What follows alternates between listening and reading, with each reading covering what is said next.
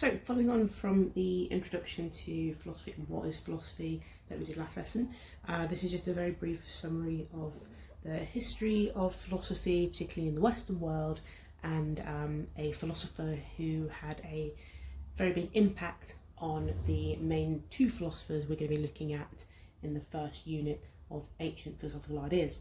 So, philosophy as a discipline has existed for most of human history. Humans have always wanted to know who, what, where, when, why, how, answer those kind of questions. They've always wanted to gain knowledge and wisdom, and as you remember from last week, philosophy literally means the love of wisdom. So philosophy in itself, who knows when that began, maybe with the evolution of humans themselves. As a sort of discipline and a kind of a series of different ideas grouped together, philosophy has a major history and has had a major impact on our culture based on the ideas out of three particular locations. So India, China and Greece all have very strong histories of the development of philosophy. Indian philosophy was evolved from the scriptures that they had previously related to deities, and those were known as the Vedas.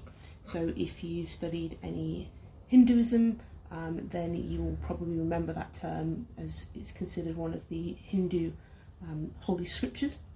Unlike India, China didn't have a history of gods and goddesses that they could refer to when developing kind of ideas about where we've come from, how the world works, etc., etc. They couldn't refer back to the nature or the abilities of gods and goddesses to explain things that were up until that point unexplainable. So in China, a lot of their ideas and philosophy developed out of their views of order and respect for elders. So it was more of a social construction and the way that their society worked that influenced their philosophical ideas. Is that most influenced ancient Greeks' development of philosophy were focused around logic. So as you'll remember from the last video, logic is a branch of philosophy which deals with the validity of arguments, their structure, etc. And so that was really when the advancement of philosophy took place in the ancient Greek world, when they started to focus more on evaluating their ideas in a logical format. And that is one that's massively influenced the way that many philosophers approach their studies to this very day. During its prime, ancient Greece was considered one of the most developed societies in the world. It consisted of several independently run states with their own laws, armies, governments, etc. The most famous of those ancient Greek states that you may have heard of are places like Iona, Athens and Sparta. Some of them were cities and are therefore referred to as city-states, as Athens and Sparta were. Athens in particular is actually considered the birthplace of democracy by many. And the word democracy itself, the etymology of the word actually comes from Greek. It means demos, as in people, and krati, as in power. So the word democracy literally means, power to people, because they were the first place to have the ability for their citizens to gather together and have their voices equally heard in making decisions about how the country should be run, about whether people should be convicted of crimes, etc. So they would gather in a place called the agora, which essentially was like a marketplace, to have their say on things. Although it is considered the birthplace of democracy and allowing people to have votes, not all citizens, or not all people in Athens rather, were considered citizens. So if you were female, if you were a slave, then the option to vote was not open to you. It was only open to free male citizens. One of Athens' most famous citizens was a man named Socrates, who lived from 470 to 399 BC. He was an Athenian philosopher. He was a very wise man, but he was also had a reputation for being very strange. He was famously very ugly, with kind of large nose, and didn't ever take care of himself very much, to the point where he allegedly smelt quite a bit when he was walking around. In his youth he was a soldier, but he was often found to be kind of standing around staring at things deep in thought, which really confused the people around him. Just a man standing on his own, staring off into space, lost in his own ideas. But he was very influential, so he was again considered a very wise man, and he had a lot of students who followed him and wanted to engage in conversations with him. Arguably Socrates' most famous student was Plato, considered by many to be the most influential philosopher of all time. He then subsequently had a student known as Aristotle, yet another great famous philosopher. So these three philosophers, Socrates, Plato and Aristotle, have had a great impact on the tradition of philosophy throughout history, or since their time I should say. Socrates' most famous student was a man named Plato, who is considered by most people to be the most influential philosopher of all time.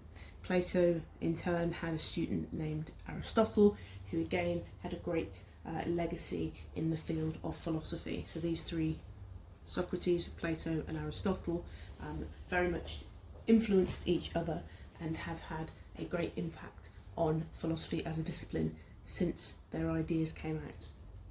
So Socrates himself, this smelly strange man who'd think deep thoughts, never actually wrote anything down. So we don't have any text written by Socrates himself in order to refer back to and confirm what his ideas were.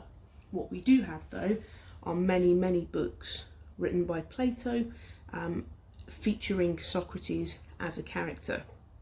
So when I say a character, a lot of Plato's works were written as dialogues, so almost conversations between different characters where they would kind of discuss different ideas back and forth, etc. And in the majority of Plato's books, you will find the character of Socrates being the person to question and to challenge other people. So a lot of what we know, almost everything we know about Socrates, comes from Plato, but there are other things that we learn from other students of his. Nothing, as I say, was written by the man himself, just what we have by his students is how we kind of know the ideas of Socrates. So sometimes it becomes quite difficult to know whether an idea is Plato's version of Socrates, or whether it's Plato's idea and he's using Socrates as a mouthpiece for his ideas in his books, or whether there are genuinely things that were said by Socrates and genuinely his own ideas. It becomes a little bit unclear as to who the originator of some of the ideas are because of Socrates not having written anything himself. Even though Socrates had this reputation for being a very wise and thoughtful man, and he had admiration of many young Athenian men, he still himself didn't believe that he was a knowledgeable person, because he didn't think that it was possible to possess knowledge and therefore to teach knowledge. He didn't think that what he was doing with these young Athenian men was teaching them. He just didn't think it was possible to transfer knowledge in that way. And he's famous for having said, "I cannot teach them anything, I can only make them think." So his approach to philosophy, his approach to making people think, was that Socrates would wander around Athens asking people questions about things that they claimed to know.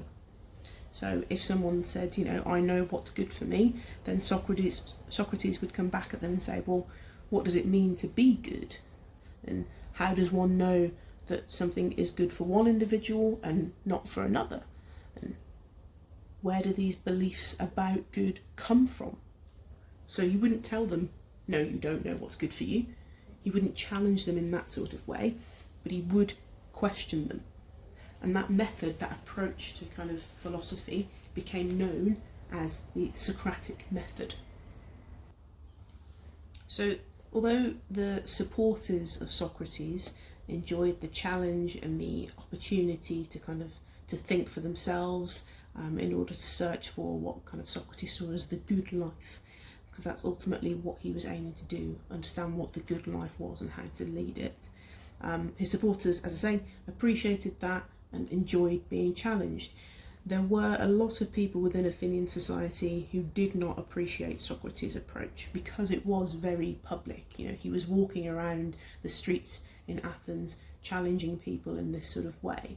And Athens at the time was a small enough city-state whereby everybody knew everybody, And so people who were in authority didn't really appreciate being publicly humiliated by Socrates, which is how they saw it when he would challenge them and ask them questions that they frankly just could not answer. If someone in public calls you out and sort of says, well, how do you know that you're taking the right approach to this governing of society? How do you know that your method of policing is better than another method, etc.? And you can't come up with an answer that's going to be good enough for this man who does nothing but question, then that is definitely going to ruffle some feathers. And that's exactly what happened with Socrates. He made some very influential and very powerful enemies in the city-state of Athens. Because of their approach to democracy and all citizens being of relatively equal importance, if a person was accused of a crime in Athens, they would actually be expected to go before other citizens of the city in order to answer for themselves. So they would literally be stood before a group of their peers, so a group of people from Athenian society. But again, we're talking free men and we're talking only men. So in order to do that, obviously not all people were educated within Athens, and so not all people had the ability to read and to write, etc., let alone put forward a persuasive argument. And this meant that a lot of people asked for support from a group of intellectuals, academics, who were known as sophists. Now, the sophists were known to be very intelligent people, big brains, and so people would actually, if they'd been accused of a crime, approach the sophists and ask them. They'd pay for their services, essentially. They'd pay for the sophists to teach them how to use rhetoric being the ability to persuade other people with your writing or your speech. So people who'd been accused of a crime would go to the sophists and they would pay them money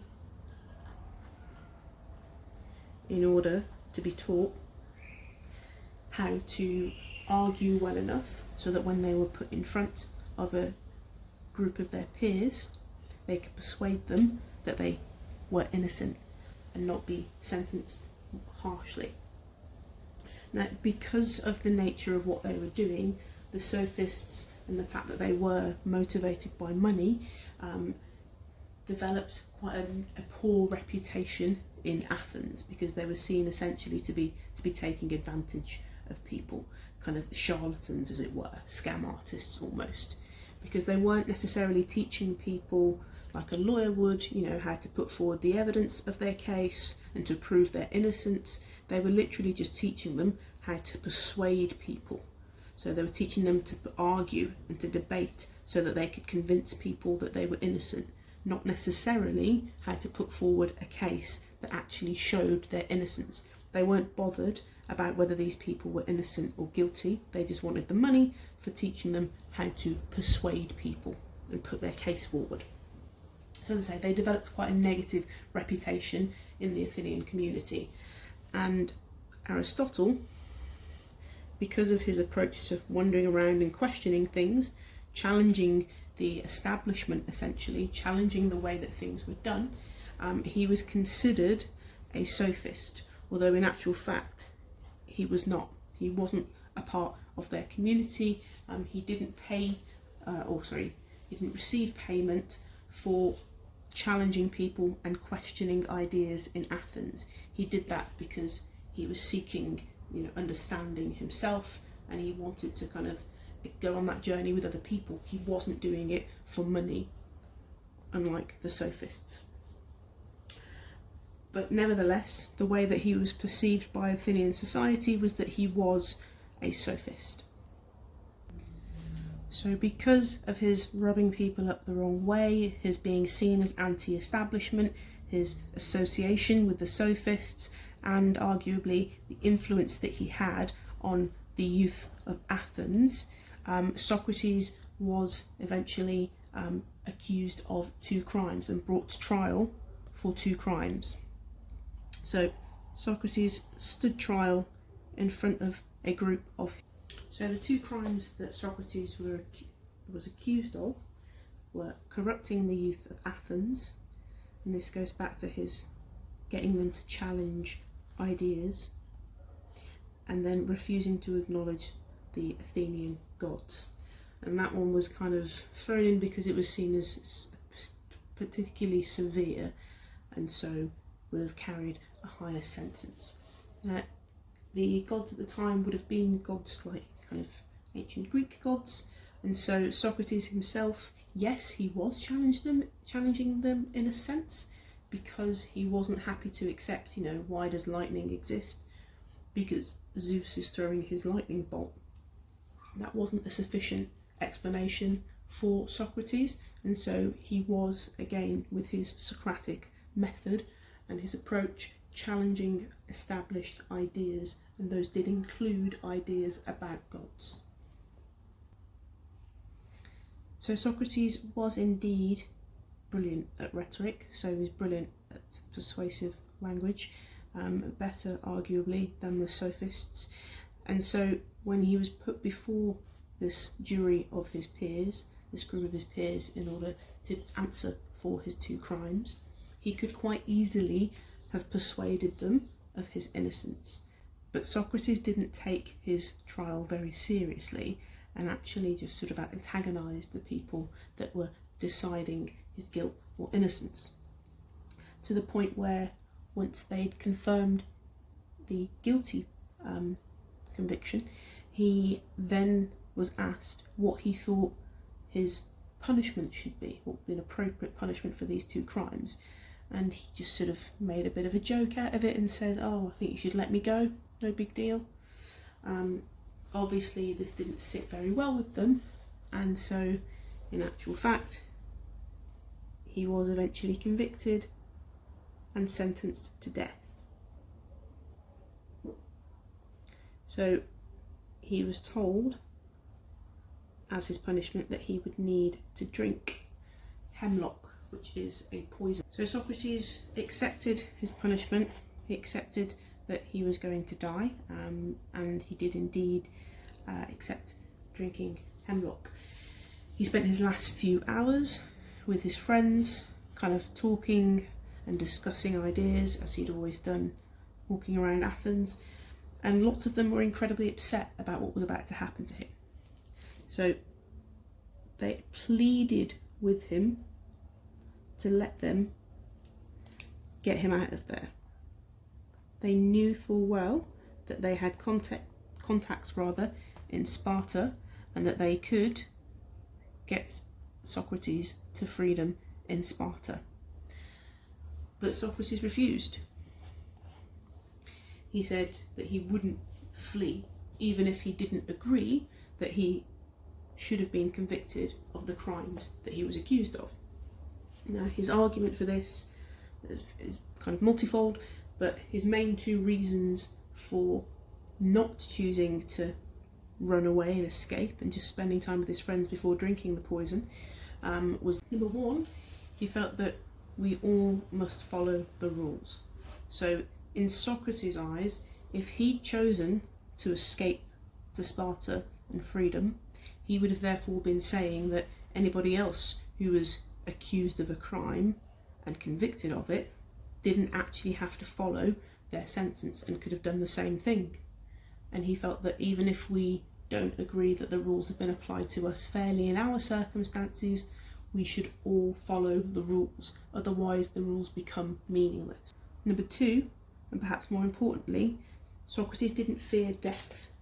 So Socrates was what's known as a dualist. He believed in dualism, and that's the idea that the mind and body are two separate things, or two distinct things from one another.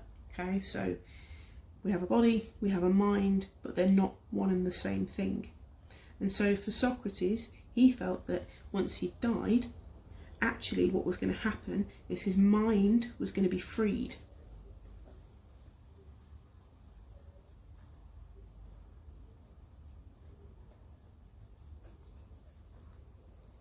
So his mind would be freed from all the annoying things that your body does to kind of like keep you distracted and keep you away from understanding, the true meaning of life, essentially.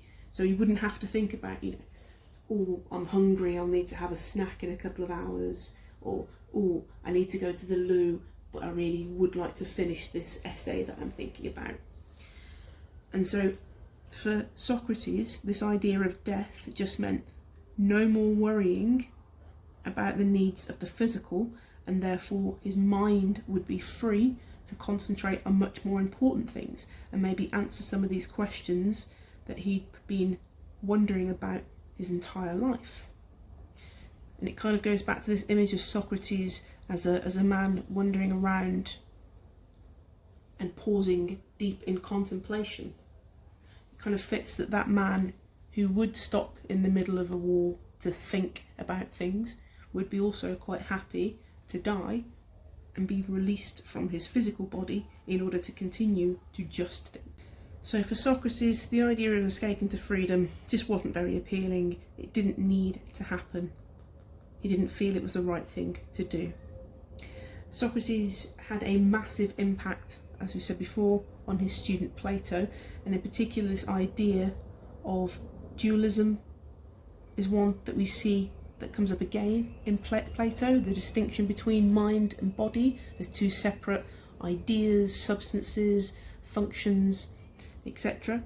And also his ideas on democracy. Plato's ideas on democracy were very much influenced by what he'd seen happen to Socrates. So for Plato, Socrates' instance of being convicted of these crimes on the basis of the opinion of people that Plato didn't think were particularly intelligent people necessarily, he thought was a massive disservice. So what happened with Socrates and his conviction led Plato to believing that actually democracy was a really weak form of government. Like, he had the perfect example to show that if you have a democratic society, then what happens is you get people who aren't really in a position of authority and aren't intelligent enough to be making important decisions. And that leads to huge issues and huge mistakes, like the death of an incredibly important and influential man. So Plato's ideas on politics and democracy, it being a very weak form of government, come greatly from his example of Socrates and what he saw happen to him by people that frankly shouldn't have been judging such a great man in Plato's eyes.